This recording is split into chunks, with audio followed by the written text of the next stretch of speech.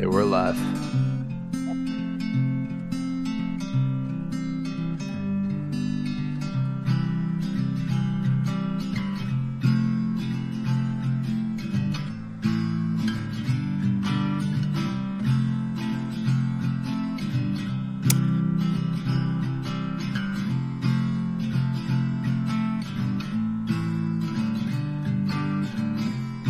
All right, come on in, everybody.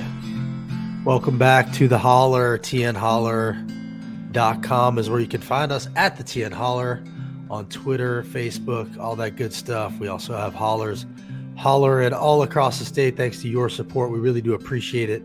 Your small dollar monthly donations keep us going. Chipping $10 a month, get a hat. If you need a lawyer in Nashville or anywhere else, really, Abby Rubenfeld is who you should call. And if you need a home, if you're buying or selling in Middle Tennessee, Claire, do it through Elisa Parker. She's a big supporter of ours. And AJ Martin if you need some jewelry. All right, hope everybody's doing okay out there. We have been doing kind of a series of interviews with candidates that are running to replace some really horrible people in our legislature. And Claire, who we're talking to today, is running to replace one of the worst of all of them. So Claire Jones running for State House in Brentwood, Williamson County. Claire, how are you today? I'm good. We're on our family vacation, so things are. If a child comes in, no one can hold it against me. All right, no problem. We keep it pretty loose around here. Everybody should know we can see your comments, and also ClaireJonesForTN.com to check out Claire's campaign. So Claire, you're running in Brentwood, and you're running against a guy who, if anybody is following the Tennessee Holler, should know by now, Gino Bully Bulso, who is kind of at the core of all of the ugly bills that we see in Tennessee. I guess before we talk about Gino, which we're absolutely going to do, and go through some of his greatest hits, tell us about your campaign, why you decided to do this. I know you're a nurse, a hospice nurse. Tell us a little bit about why you decided to jump in. So, when I first got my nursing degree and was working in the hospital, I had a passion to take care of people. And I started recognizing how difficult that was given the political climate that we live in Tennessee, policy directly affecting patients' lives. Um, it really hit me in the face. Everything, I say that education is the foundation of democracy. Well, a great example of that is discharging a patient when they can't read. So they can't read their discharge paperwork. So it feels very exhausting to be at bedside caring for a patient, and then to know that you're just putting them right back into the climate that put them in the hospital in the first place. So I started advocating probably about 8 years ago for patients outside of just bedside, joining the American Nurses Association, the Tennessee Nursing Association, different groups, trying to advocate for patients on a policy level. In 2020, one of my former coworkers, Caitlin Kaufman, was shot and killed on the side of Fort 40. And that was in the middle of a pandemic, which was really difficult for healthcare workers in general. I had 3 children at the time, was concerned about firearms. That happened. And then 2 years later, Covenant happened. And it just felt like everything that I was doing by becoming a nurse, advocating for patients, now I've got my children to advocate for. It just felt like nothing was going to change unless the legislature changed.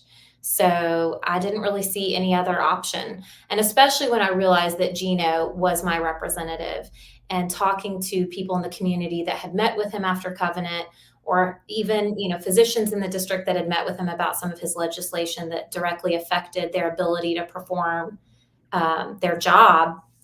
These people don't care. We can sit here and go on and on about what it is they do care about, but they don't care about me. They don't care about you. They care about special interests in their own personal agenda. And I just don't really have time to wonder what that personal agenda is anymore. It's exhausting. So I guess I would maybe ask you to talk a little bit about the idea that, Gino and his Republican caucus, they hold themselves out there to be pro-life. And, what does it really mean to be pro-life when you're also refusing to pass any common sense gun laws? You're refusing to expand Medicaid. Can you talk a little bit about the claim that they make to being pro-life and if you feel like that has any validity? I think that's just semantics. I think that that is just an easy way to claim. Uh, it's real easy to say I'm XYZ. It's harder to actually be that. Um, None of their other legislation is pro-life. That's a pretty broad term if you really think about it. I think when we hear it, we immediately think of abortion care. But to be pro-life would mean that you would want to expand Medicaid and make sure that everyone had access to health care because this is directly affecting patients' lives. Tennessee has one of the highest rates of uninsured. We also have some of the highest rates of individuals that have medical debt and collections. And then we have some of the highest bankruptcy rates. So these are quality of life things, and it's not pro-life. So I think that's just a semantics game. We've been canvassing, and there are some people that they get really stuck on that terminology. And when you sit down and really try to talk to them about what that means, they also agree that it means more than just abortion care. Um, but I think the Republicans have just claimed that, and I don't think it's working anymore. I mean, I really, really don't. I think that that is turning around on them because people are recognizing that this isn't it isn't pro-life.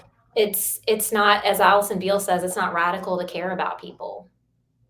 Right. You've been coming up to the Capitol a lot. I've seen you up there a lot. And, we just saw a Vandy poll come out recently that shows that, this Tennessee Republican supermajority is in many ways very out of touch with what the majority of Tennessee wants. What have been your big takeaways from being up at the Capitol and spending time up there the way you have, advocating for some of these common sense gun safety laws? Exceptions to our draconian abortion ban, and then we'll get into some of the stuff that Gino himself specifically has talked about. But what's been your experience up at the Capitol this session? It's a mix of hope and frustration at the same time. Um, that's not news to me that the legislature isn't in touch with the people. I think when I think about what happened at Covenant, and you think about those families that came and advocated for their communities and spoke with the leadership, and then what happened at the end of session when we went to arming teachers, there's no connect. Now, us as voters and us as the people in Tennessee, we're unified in our disbelief of how completely it's not even just in that they're not in touch, it's that they don't want to be. They don't have a curiosity to want to sit down and talk to their constituency or to understand what is really going on. And if you go to the Capitol and you go to these committee hearings and you look at people who are testifying from a space of knowledge and knowing what it's like living in the community, and you watch the way that these people vote, it's unbelievable because I mean, I was in a committee hearing. I don't remember which one it was, but there were some questions as to whether or not the bill was constitutional. And there's a legal aid that's in every committee hearing or whatever, and they referred to legal, and they said, what are your thoughts on this? And she said, it's most likely unconstitutional and could present the state, open us up to litigation. And you know what they did? They passed it anyways. They do that all the time. Yeah, it's amazing. And Gino is really at the heart of a lot of this stuff. I mean, just to talk about a few of the things that he has been pushing lately. Obviously, there was the pride flag ban in Tennessee schools that did not move forward in the Senate. What were your thoughts on the pride flag ban? Let's start with that one. This is coming from a guy who he's on record saying he thinks we need to live by the values espoused in the 1700s, back when the country was founded. What do you think about a guy that won't help stop guns from coming into school, but really thinks pride flag bans are the real enemy here? He's got his priorities completely jumbled. Um, there's definitely something to be that passionate about a flag, is insinuating that it's indoctrination is a bit far-fetched, but I can't tell if he's placating to the base of it's just another harassment technique. Let's harass this community. Let's continue to rile up the base. This is not something that is affecting most people's lives, other than people that are in that community that probably want to feel, included. I think that what he did in that, insinuating that we're indoctrinating children, was such an insult on so many levels. It was an insult to educators. I've always said, if teachers could really indoctrinate children, don't you think they just want them to do their homework and Right. class? To insinuate that there's some sort of conspiracy theory within the public school system to do what? Be inclusive and to help kids who have different backgrounds. It takes a village. I recognize that. My kids are in public school. We have our values that we teach them here at home, but they're going to get exposed to lots of different things at school. And I think that that's a really important, our communities are diverse, but that was a hate bill. That's really all that was. It was a hate bill. And it was a distraction from, we'll ban flags, but we won't ban guns. Well, and also, these are people that their whole thing is about freedom and government overreach. And here they are, basically telling teachers they can't have certain tattoos, getting that granular with it. And, people will say, well, the LGBTQ agenda, well, like you're saying, the agenda is acceptance and tolerance. They're not in schools turning your kids gay. That's not what's going on here. So to go after these flags and, this is government overreach, which is what we see up there all the time. And then for the same guy to be turning around and pushing this Baby Olivia bill into our schools, which is very clearly anti-abortion propaganda, forcing our schools to show kids these videos that are not even anatomically or, scientifically correct. I thought this Baby Olivia bill that was pushed by Bowling and Bulso, I thought this was one of the more horrific, overreaching pieces of legislation we saw pass. What were your thoughts on the Baby Olivia bill? And, isn't this the real indoctrination, is when you force kids to sit down and watch your political views? Yeah. The saying, thou dost protest, usually people who are constantly saying something are it's a projection, right? Yeah. Well, I think it's safe to say, Gino is a Christian nationalist. So these are Christian nationalist ideas. This is this cult mentality that public education is failing us. What we need to have religion back in the classroom and have a more unified approach to how we essentially indoctrinate and educate our children. That's right. And he's a huge supporter of vouchers, which at the end of the day, vouchers are going to allow people to then send their children to, conservative Christian schools. It's ultimately just an attack on public education. Even the flag bill is an attack on public education. See what they're doing over in the public schools. Right. Suing the Williamson County school board. So, he obviously is not a fan of public education, a fan of reading, because he's suing them over banned books. But to go back to the Baby Olivia bill, what upset me as a parent about that is at the same time there was a bill in the legislature that was talking about parents' rights. Well, in the Baby Olivia bill, you can't opt your child out. No opt-out. That's right. They blocked the opt-out amendment. Right.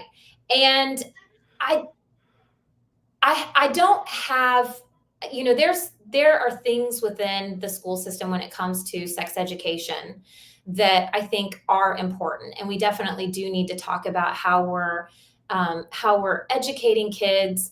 Um, these are important things that we need to talk about, but I don't think that this is necessarily the way that we need to do it. I also don't think what actually upset me more about the Baby Olivia bill wasn't the video itself. It was some of the language that was used in the video, that it was very kids are impressionable and you can give them facts. You don't necessarily have to lace it with there were some deceptive undertones in Oh, that video. it was very deceptive, and actual doctors talked about how the timing was misconstrued, and here were some pictures that were shared of this is what a pregnancy actually looks like at 10 weeks. This is not what's being represented in that video. And then on that note, there was, Gino talked about, you mentioned the vouchers and Christian nationalism and how what's really at the root of it is religious formation, as he called it. To Gino's credit, he's actually been pretty open about that. Most Yeah. people are acting like vouchers are not about religious formation, that it's about, helping kids in public schools or, low income kids. But here's Gino, whose son runs a voucher school. So his family would directly benefit from these vouchers being expanded. Here he is kind of admitting that it is about religious formation. Education, of course, involves more than academic formation. It's academic formation, it's moral formation, it's spiritual formation. No one does academic formation better than Williamson County schools. Obviously, when you get into moral and spiritual formation, you get into a different issue. And that's actually what led to that Supreme Court decision back in 1962, Engel versus Vitale, that ruled that you can't have prayer in schools. Court cases. And that's why we have, I think, so much of this debate, because right now in our public schools, we can do academic formation, but we can't do moral or spiritual formation. Some parents are happy to do moral and spiritual formation at home, so they send their kids to a public school. Others like to send their kids to public schools and do and do moral and spiritual formation at Sunday school. Still, other parents, they'd like to have the option of having all three combined, where you can have academic, moral, and spiritual formation occurring at the same time. In June of 2022, I think it was on June the 20th. Anyway, he goes on to basically admit that this is about religious formation. And I actually appreciate when Gino is upfront about that, because I think you're right that that's ultimately what these vouchers are about. And this is steering public dollars to private schools for that purpose, and they're not being honest about what it's really about. I think what's kind of creepy about that, though, is that he feels emboldened to be more open about that because he feels like he has support. There's definitely, he's an extremist. There's definitely fringe groups who certainly are going to agree with what he says, but this is not where the majority of even Williamson County or this district sit. So I love that he's open and honest about it, because it's real easy to take his own words and to look at people and be like, is this, I think what he's an attorney, Right. but everything is open to interpretation, and his interpretation and his use of the law is what is scary.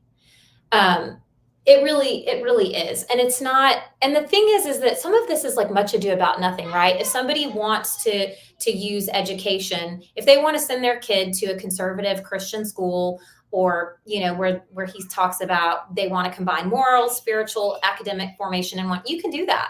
Like, there's nothing stopping you from that. You shouldn't be able to use public dollars to do that. That's the whole thing. And this is all, a heist to steer those public resources. And we're talking about billions of dollars into private hands. And that's what's going on here. So, anything else is disingenuous. And you think about right now, so Williamson County just passed their school budget. And I think it was tight about $10, $15 million. And they wanted to make sure that they could give teachers a 6% raise. And so there were other cuts that they had to make. Meanwhile, there's like millions of dollars sitting in waiting for a non-existent voucher program.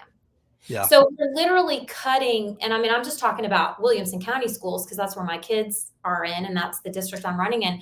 But like, there are cuts being made, and we have the funds for it. So they're intentionally hoping that next year, I mean, Governor Lee just said, if you're not for these vouchers, you're not part of the Republican Party. Right. This has been his priority, and that's why it was amazing to see Tennessee stand up all across the state, push back against this, and actually defeat it. And, they will be back, and we'll see what happens next time. But I think that's a big reason why people like you are running, and people need to pay attention to who is running, because Governor Lee is telling you he is not going to support anybody that's not for this attack on public schools, which means if you care about public schools, you should be pushing back and supporting people that are not supporting his push to attack public schools. Gino's got a lot of other things. We could go on and on forever about it. Obviously, there was the whole Gino really wants first cousins to be able to get married, and that was a weird hill that he wanted to die on, which, I guess his grandparents were first cousins, so he really wanted first cousins to still be able to get married in Tennessee. What just as a final thing here, what are some of the things that you're hearing from people in the district, and how can people help you? Yeah, so I've been doing a lot of call time. We've been canvassing, knocking on doors. I've met with a lot of Republicans in the district as well, because when you talk about the Vanderbilt poll, or you talk about this disconnect, this isn't just a disconnect like there's R's and D's. This is a disconnect with the general population of voters. The people who live in Tennessee are not seeing leadership that's reflecting what they need. And like I said, in a strange way, we're very divided on Capitol Hill, but out in Tennessee, we're not divided. We're pretty united in our disbelief of what's happening. And that's coming from Republicans that I've sat down and talked to. And when I talk about my platform, which is, common sense gun reform, fully funded public schools, healthcare, women's reproductive rights, these are common sense issues, right? These are not, yes, policy, it's political in the sense that policy is what affects these things, but this is just a common sense platform.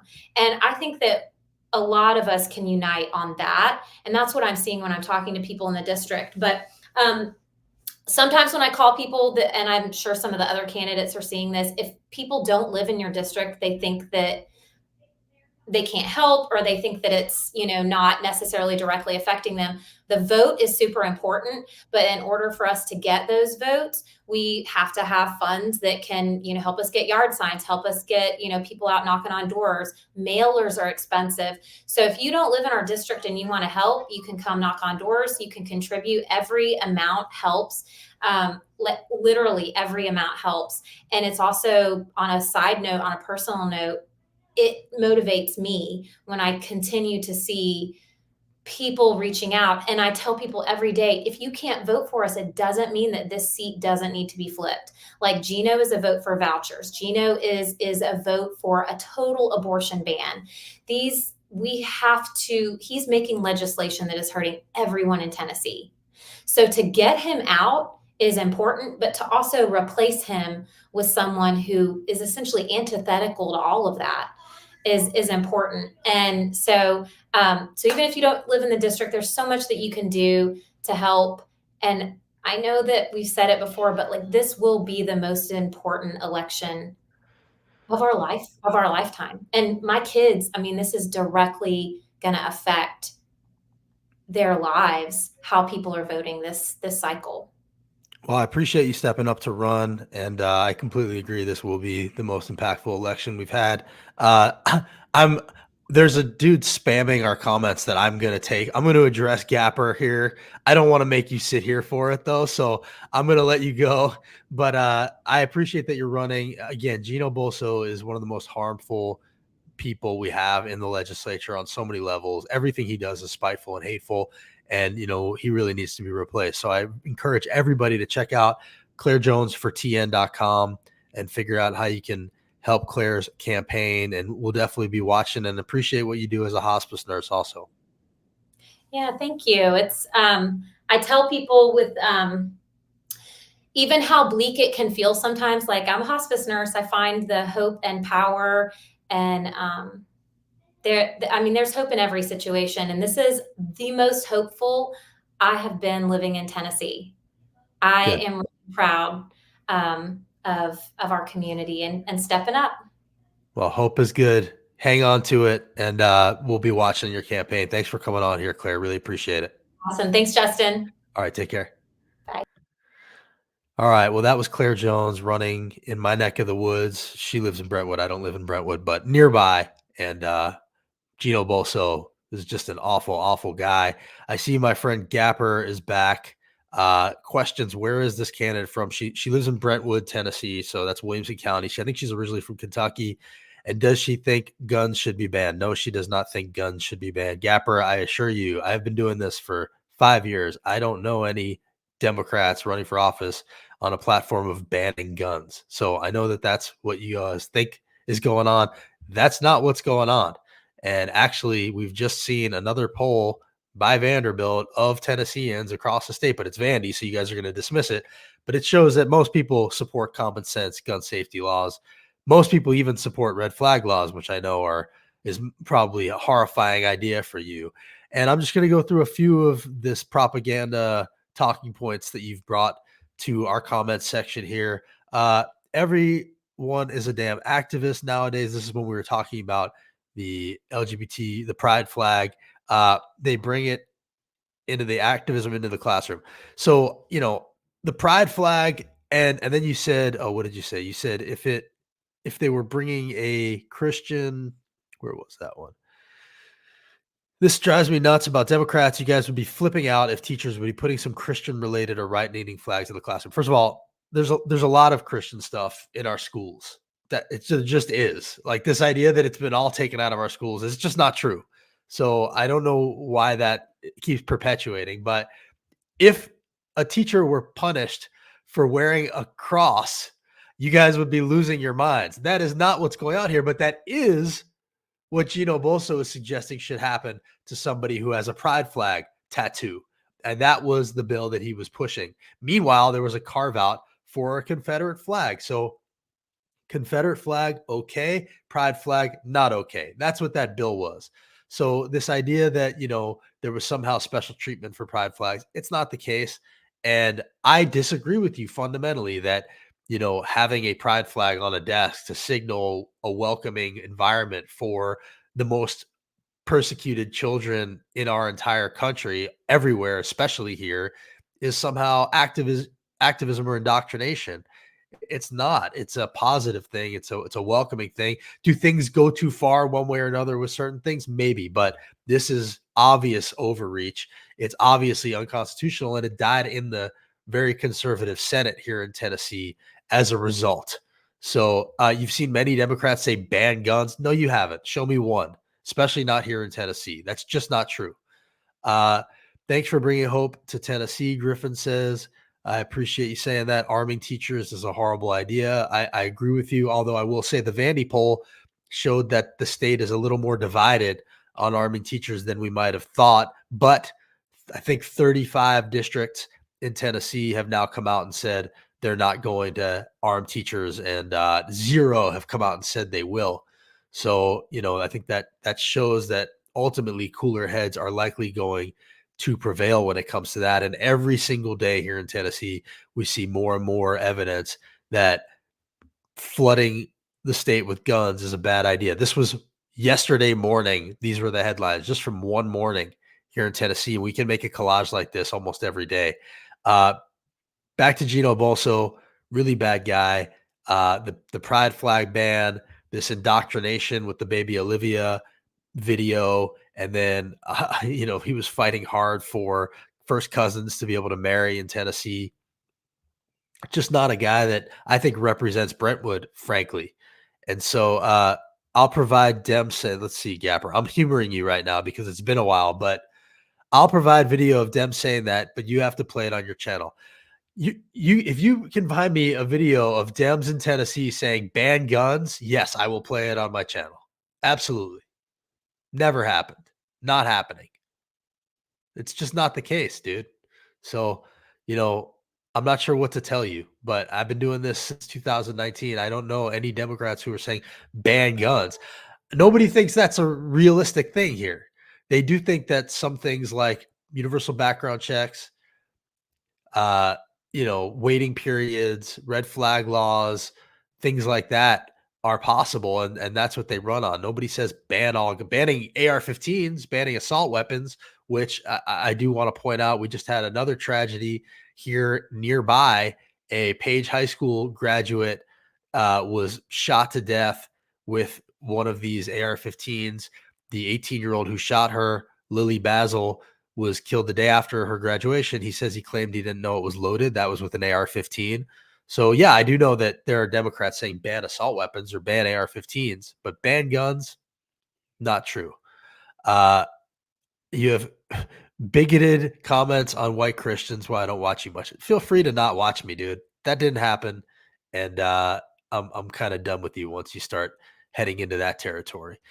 Just to get back to what we're doing here, Claire Jones for TN.com is running. Again, she's running against the bully Gino Bulso. Highly recommend you checking out her campaign. Gino's got to go. He is very extreme candidate out of Brentwood. And I don't think Brentwood is extreme as Gino Bulso is. I don't think most of Brentwood thinks we need to return to 17th century values. So take care, and we'll see you next time. And Gapper, feel free to not watch anymore, buddy.